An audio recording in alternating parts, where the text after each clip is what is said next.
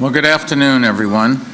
This afternoon, it's been my honor and pleasure to welcome to New York the mayor of another one of the world's leading cities, the executive mayor of Johannesburg, South Africa, the Honorable Parks Tau. Major Tau is also a member of the steering committee of the C40 Cities Climate Leadership Group. C40 brings many of the world's major cities together to address the challenges that we all face in creating a more environmentally friendly future for our cities and in dealing with the urgent consequences of climate change. I've been privileged to chair C40 since November 2010, and since then C40's credibility and stature have grown significantly, establishing it as one of the leading international climate change organizations.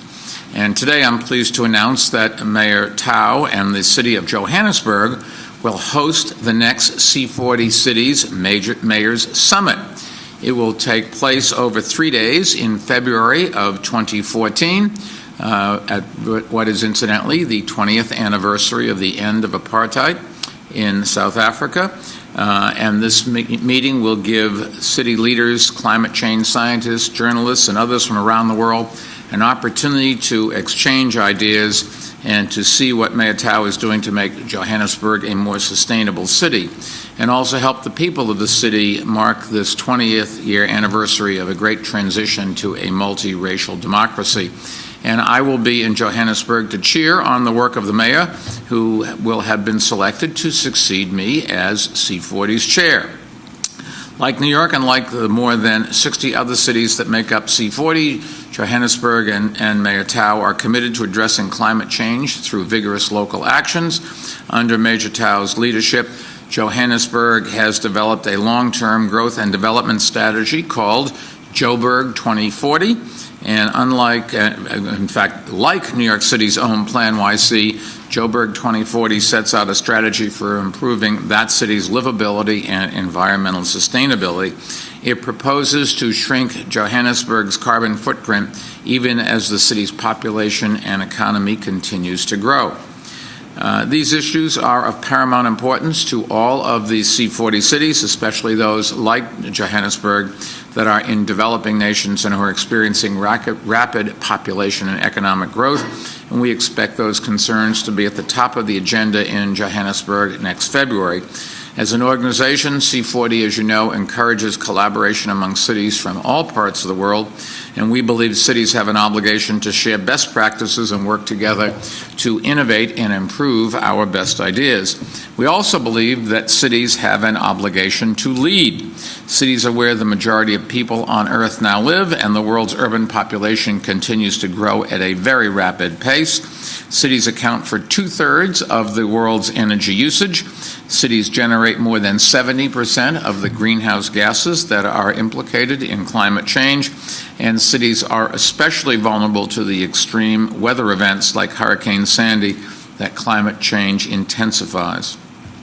Cities also are global centers of commerce, communications, and culture, and on this rapidly urbanizing planet, what cities do increasingly sets the agenda and determines the future for people everywhere. So it's very encouraging that cities around the world, particularly C40 cities, are leading the change in combating the impacts of global climate change. And even as national governments and international bodies have faltered in the face of this challenge, C40 cities are showing that when we act individually, we have an impact globally. For example, C40 formed in 2005. Since then, our members have implemented more than 5,000 separate actions designed to shrink their carbon footprints. These measures reduce annual greenhouse gas emissions by some 248 million tons a year by 2020 and by as much as 1.3 billion tons a year by 2030. Let me just put that in perspective. That means that by 2030, the single-year reduction of greenhouse gases by C40 cities could cancel out emissions equal to those of the nations of Mexico and Canada combined. So these results really are meaningful, and as C40 chair, I'm confident we can do even more. The Johannesburg Summit, the 5th C40 has held, will help chart the course of the world's leading cities in years to come. C40's last summit in Sao Paulo in June of 2011 was historic in many ways. At it, We took steps to establish a common global metric for measuring the carbon emissions that cities produce. We also announced an important partnership with the World Bank that will make it easier for the world's cities to finance green projects. And I'm sure that the 2014 summit will be just as productive. So with that, let me turn the floor over to Mayor Tao. He is one of the great young mayors in this world, and the future of our planet really is in the hands of his generation, more so than mine. So I will be sitting on the sidelines eventually, feet up, retired, breathing clean air, drinking clean water, being able to get around, all because of you. So thank you very much. Thank you very much. You're welcome. Let's move this down easy.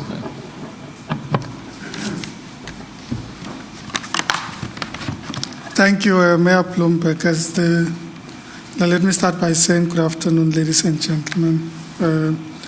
As a city of Johannesburg, we're proud and honored to have been selected as the next host city of the C40 Cities for Climate Change Summit. We believe that this summit gives us the opportunity not just to continue positioning ourselves as a city that has the capacity to host major events, but also as an active participant in initiatives around climate change. As a city of Johannesburg, we have been members of the C40 Steering Committee since its inception, and our activities have related to ensuring that we do not just undertake initiatives by ourselves as a city, but undertake initiatives together with partner municipalities throughout the world, saying how do we take best practice from other cities and how do we work with other cities to ensure that we're able to address the challenges of climate change. This also gives us the opportunity to continue in the arena of advocacy for change, particularly in the multilateral negotiations with regards to the role of states in supporting, one, in terms of ensuring that states are able to address the challenges of climate change, but also that they support local government in the efforts that local government undertakes as it implements programs that address climate change. These are programs related to, literally, as we say in local government, this is where the rubber hits the tar, and this literally happens in local government because we have to deal with the provision of public transport, the provision of electricity, and other services that impact on climate change. And it is through direct efforts by local government that we have witnessed through C40 and other initiatives the ability of local government to impact on climate change in a meaningful way, as indicated by Mayor Bloomberg.